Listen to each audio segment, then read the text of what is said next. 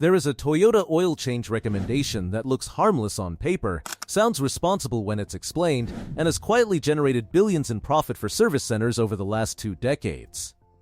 Most owners approve it without hesitation, not because they're uninformed, not because they don't care about their vehicles, but because the recommendation is framed as the safe choice. This is the oil change that's presented as better than factory, extra protection, or what we recommend for long-term reliability. It usually comes with reassuring language, phrases like cheap insurance, playing it safe, or what we do for our own cars. And when you drive away, nothing feels wrong. The engine runs smoothly. There's no warning light, no immediate consequence. That's why this oil change is so profitable. It doesn't cause instant damage, it causes early aging. Toyota engines are designed around stability, consistent oil chemistry, predictable heat cycles, long, uninterrupted operating periods that allow seals, gaskets, and internal surfaces to condition properly over time.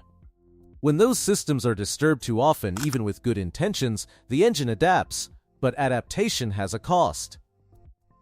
Before going deeper, let me pause you for just a moment. If you've owned a Toyota long enough to care how long it truly lasts, tap the like button. Subscribe if you believe smart maintenance should reduce stress, not add to it.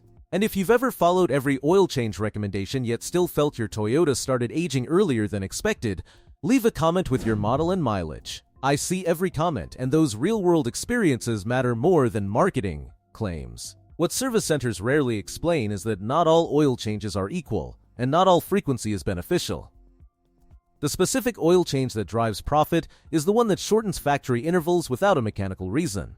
It's often paired with premium oil branding, conditioner packages, or severe driving labels that conveniently apply to almost everyone.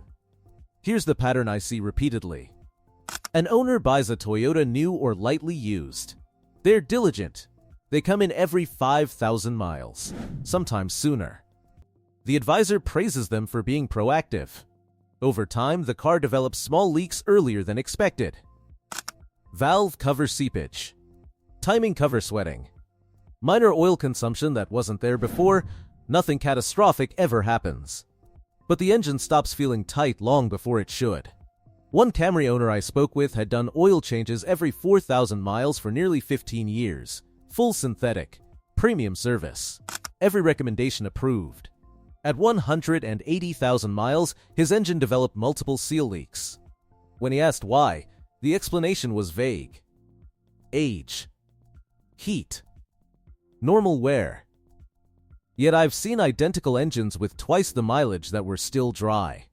The difference wasn't neglect, it was over-intervention. Every oil change resets the internal environment of the engine. Fresh detergents strip protective films that had stabilized. Seals that had settled into a consistent chemical state are forced to recondition. Internal pressures change slightly. None of this breaks the engine, but it accelerates aging when done too frequently. Toyota engineers know this.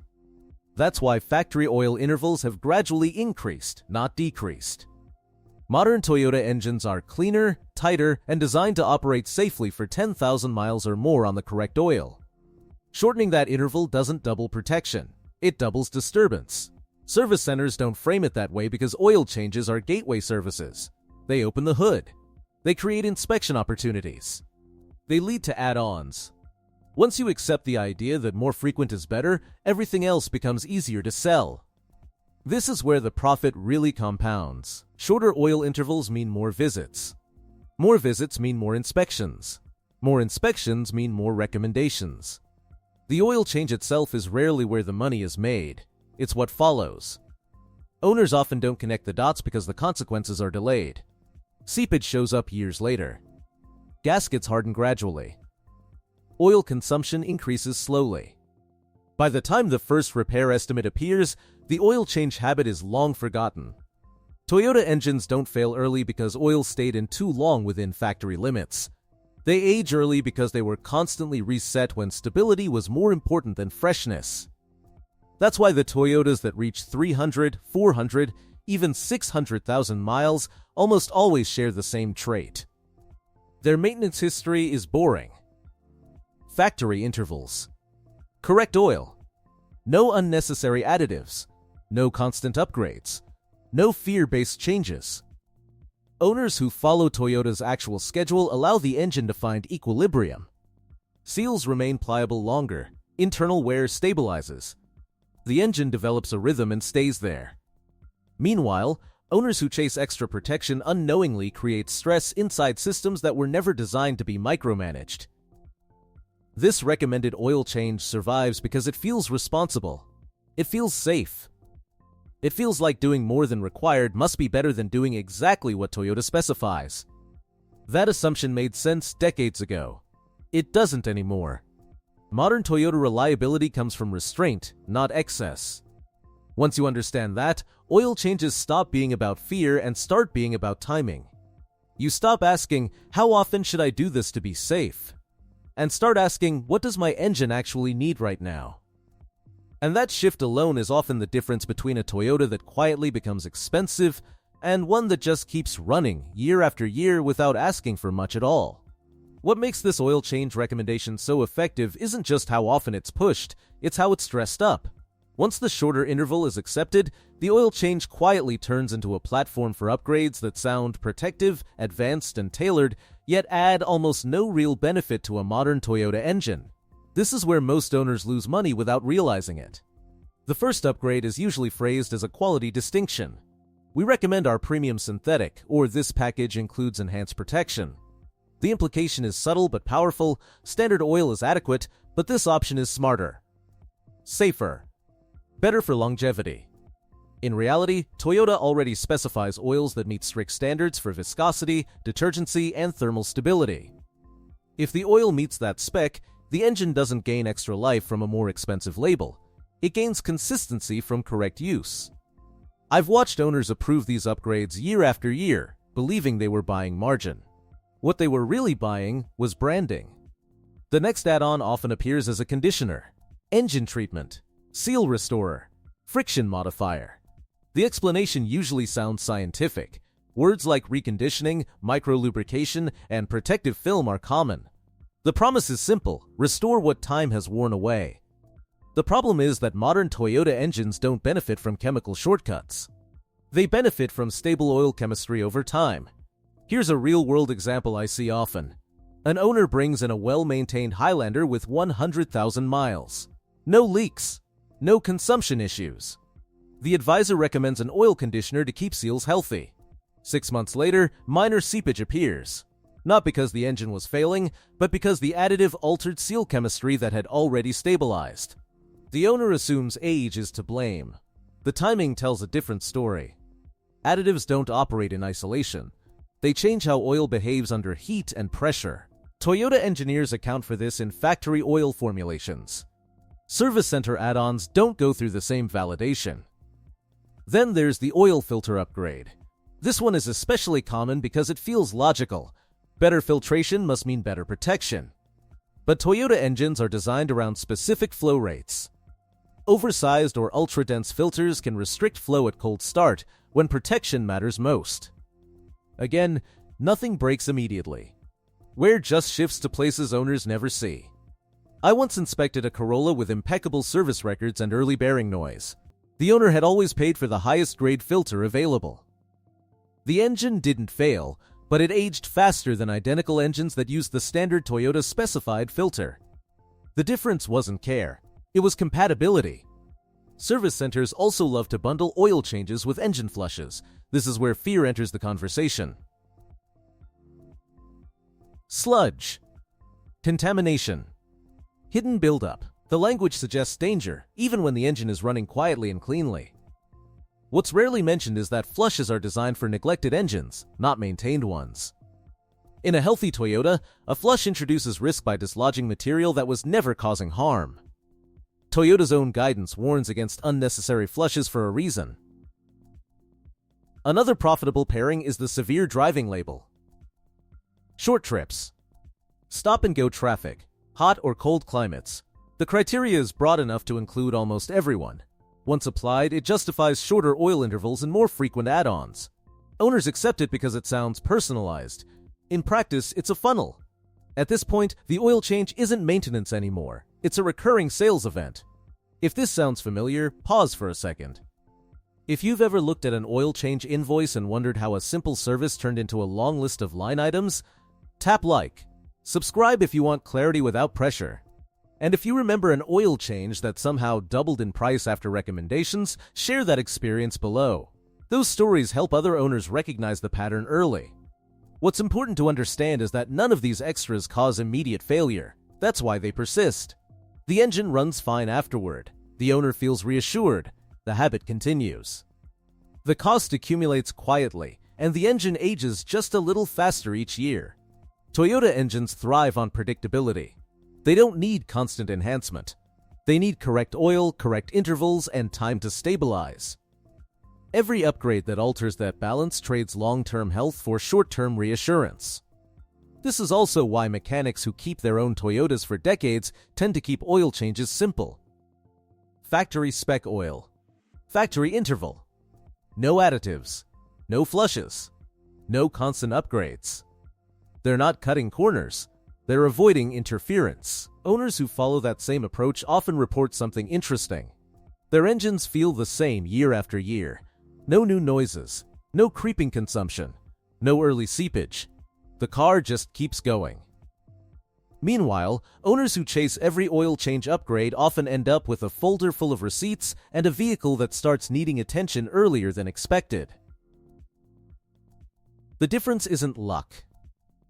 It's restraint. By the time most owners realize this, the habit is ingrained. The service history looks impressive. The engine looks cared for. But the quiet costs have already been paid. Understanding this doesn't mean skipping oil changes. It means restoring them to what Toyota intended them to be. Maintenance, not modification. Once you see how these oil change extras are used to create recurring profit, it becomes much easier to recognize the final piece of the puzzle, how all of this gets framed as recommended even when it was never meant to be routine. By the time a Toyota owner realizes this oil change recommendation was never about protection, the habit is usually years old. The extra visits feel normal, the upgrades feel responsible, and the cost feels justified because it happens slowly, one invoice at a time. That's what makes this recommendation so profitable. It doesn't rely on deception in the obvious sense. It relies on momentum. Once an owner accepts the shorter interval, everything else falls into place naturally. More visits mean more inspections. More inspections mean more suggestions. And more suggestions mean more approvals that feel small in the moment but add up over time. What most owners never stop to ask is a simple question. If this oil change is truly necessary, why do Toyota's factory schedules say otherwise? Toyota doesn't build maintenance schedules casually. Those intervals are based on long-term testing, teardown analysis, and real-world data from engines run hundreds of thousands of miles under controlled conditions. When Toyota says an engine can safely go longer between changes, it's because they've already measured what happens when it does. Service centers don't benefit from that patience. They benefit from frequency. I've seen the contrast play out dozens of times. Two nearly identical Toyotas. Same model. Same year. Similar driving habits. One owner followed factory intervals with basic oil and filters. The other followed the service center's recommended schedule with frequent changes and upgrades. 10 years later, the difference showed up in the quiet details. The first engine was dry and tight. The second had minor leaks, early consumption, and a growing list of small repairs. Neither engine was abused. One was just disturbed more often. That's the part that's hardest for owners to accept. The damage wasn't caused by neglect. It was caused by good intentions applied too aggressively. Modern Toyota engines are designed to age slowly and evenly. They expect consistent oil chemistry, predictable heat cycles, and long periods of stability. When that rhythm is constantly interrupted, the engine adapts, but every adaptation carries a cost. And because those costs show up gradually, owners blame age instead of process. Another reason this recommendation sticks is that it's rarely presented as optional. The language matters. Toyota recommends.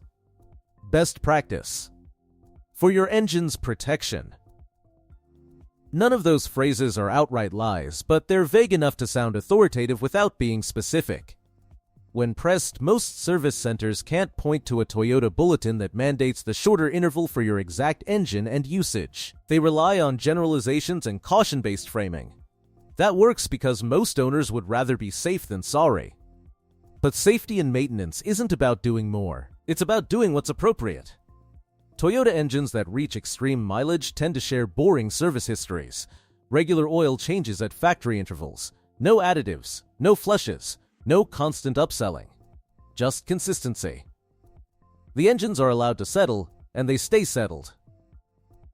Once owners break free from the idea that more maintenance automatically equals better care, everything changes. Oil changes become predictable again. Invoices get shorter.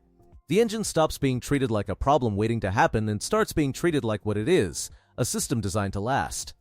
This is also where ownership becomes calmer. Fewer visits. Fewer decisions. Less second-guessing. The car simply does its job. The biggest takeaway here is this.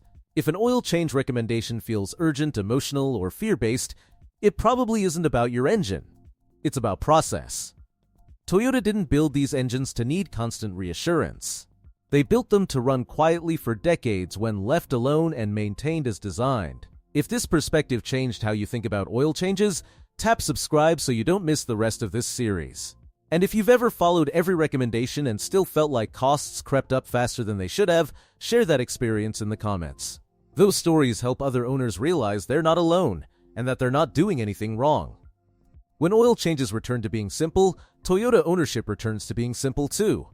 And that's when these vehicles last the way they were always meant to.